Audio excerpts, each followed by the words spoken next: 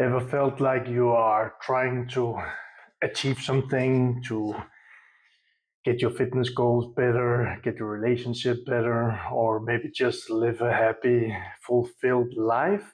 But at the same time, it's like life doesn't want it to be like that. Well, I've been there and I really understand how that feels. And I also do understand what it takes to get what we want. And the fact is that what I'm sharing here is so simple, yet it is so complex. It might feel like you're trying to do your best or you are doing your best to achieve or live in a certain way, but it's like there's this invisible force just hindering you from actually living that life that you really want. And might even feel like there's some weight pulling you down or some dark force or some ceiling or you can't breathe.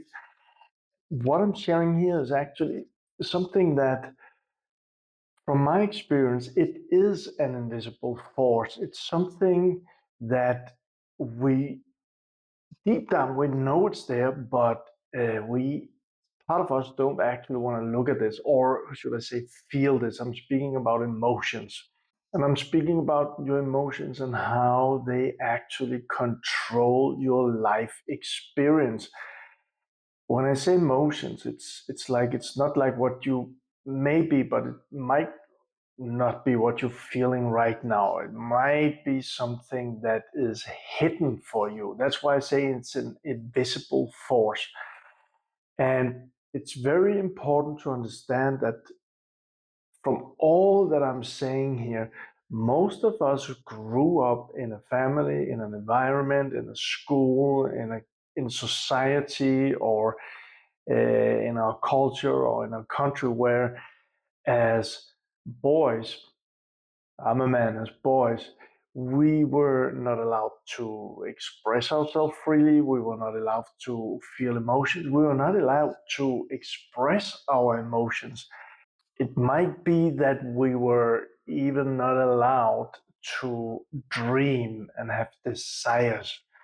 I'm going to share a little bit about this now.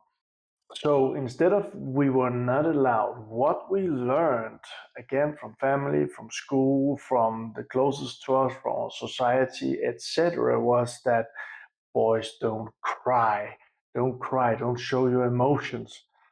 We will learn that you'll have to work hard for it. There's no dreaming, there's no free bill or anything at all. We learned that we should just sit there at the table when mom and dad speaks. We learned that the school teacher knows it all.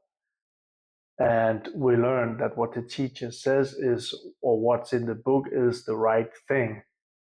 And maybe you can remember this. It was difficult for me in the beginning to remember this, but when I was a kid, maybe it's the same for you. I loved to play and I was playing with something, and then at a certain point, I didn't want to play with that anymore. And I went on to find something else that I would really love to play with, and I played with that. And also, I remember when I was a very little kid that when I was doing something and I fell, I was crying. And because it hurt, and I expressed how that felt. Most of us has been doing like that. I also do remember that when I was a very little kid that I really wanted things. So there was one Christmas where I really wanted a small race car and those tracks where the race cars going like this. And I was dreaming about it. I was excited about it. And yeah, I actually got it. And I also remember at a point that I really, really, really wanted some skis. And as a kid, I wanted them for a present in, I think it was a Christmas also, and I got them and I was so excited.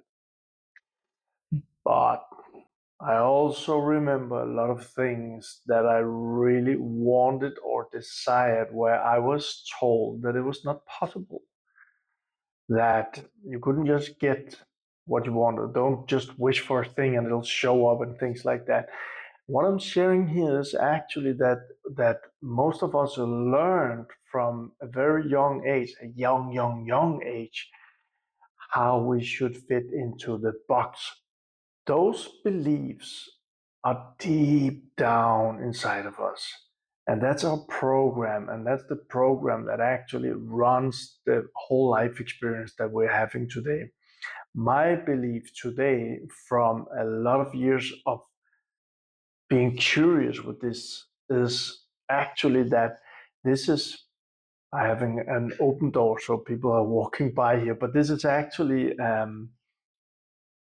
yeah. So that was so the life experience is we create the life experience from the beliefs that were installed very young age. But at the same time, also the emotions that we were not allowed to express because boys don't cry or don't express yourself or sit still or shut up or things like this.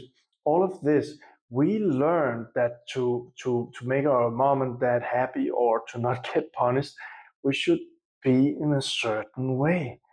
And we learned that if we did not do or be in that certain way, well, that wasn't nice.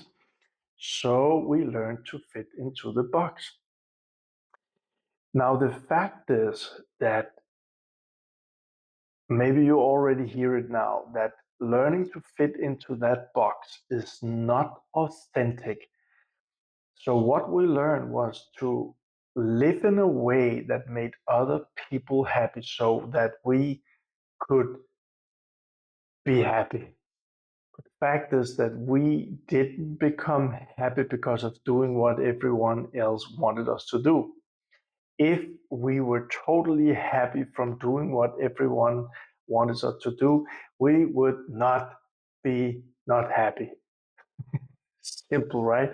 So coming back to the facts, as kids, we played, we had fun, we lived in the moment, we lived in the now. When it went to night, we got very tired and we slept very well. We expressed ourselves, we laughed, we fantasized about dragons and superheroes and all of these things. We fantasized when we played, and we were in that imaginary world, and we loved it. When we heard it, we expressed that until we learned different. We had desires and we fantasized about those and we imagined living in a different world or whatever it was, but things that actually was really exciting to be in until we learned that this is not the way that we are supposed to be or we're supposed to be. We learned not to cry. We learned not to dream. We learned not to express ourselves. We learned not to be ourselves to fit in. We learned not to be authentic. So, again, if all that we learned during our life was the right thing that would make us happy, I believe more people would be happy now, right? So, would you be open to the fact that what we learned might not be the thing that's actually letting us live the life that we really want and we deserve? Maybe even being open to the fact that there's so much more to life than what we live right now. And if you are open to that, then the next question is, but then how? And my belief again here is that we can begin to dream again. We can begin to feel ourselves again. We can begin to be curious about who am I? Who are you? Who am I? You say that to yourself. Who am I? We can be curious about what are my desires? What is it that's coming through me? What is it that wants to be expressed through me? Be curious about those things.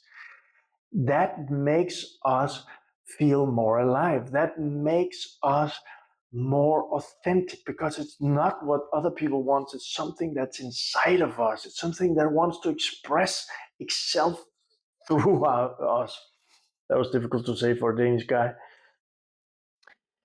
I just listened to an interview this morning, and I listened to an interview with a very world famous doctor and maybe even scientist also. And I heard the fact he helped thousands of people. I heard the fact that he's helping them with vitality, with health, with longevity. And he said, we can measure so much, we can set goals, we can do action plans, and all of these things.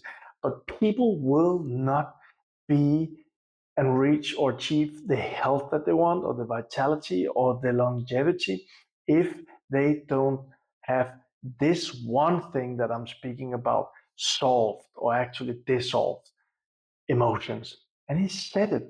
And that's kind of my own experience too. We have so much stuff that's taking us down. That's the dark force, that's the invisible force. Those things are the beliefs. Behind that are the emotions from the experiences that we had in our early childhood, where we did not actually know or learn. Nobody helped us with this, how to be in those emotions from those experiences. So we locked it in because that was not a pleasant feeling. The body remembers this, it's in our system. So it's kind of like we don't want to go in we don't want to go in there anymore. We don't want to feel those emotions anymore because it was too tough for us. But the fact is, it's in there, and they are there taking us down. That's the invisible force that keeps creating the experiences that we don't want in our life. That's the invisible force that actually keep taking us down. If there's something you want, this deep down hidden thing is taking you down. It's between the thing you want and where you are right now. So I do believe today that after working with people in 30 years as a leader, and also after working with people as a client, as a mentor or coach, or uh, actually even healer, I would say, helping people dissolve all of these hidden energies. After all of these years with working with these things, I do believe today that the one thing that helps us the most to work on is actually to open up, to invite ourselves to begin to be curious about what is it that's inside of me, not out here, but inside of me.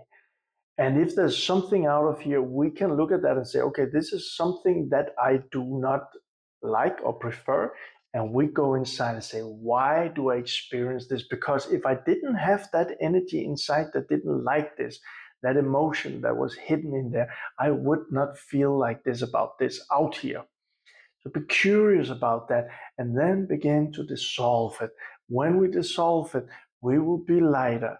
We will it will not be an invisible force anymore. We will be able to look at it and let it do its thing and say goodbye to it. And thank you for serving me in those years.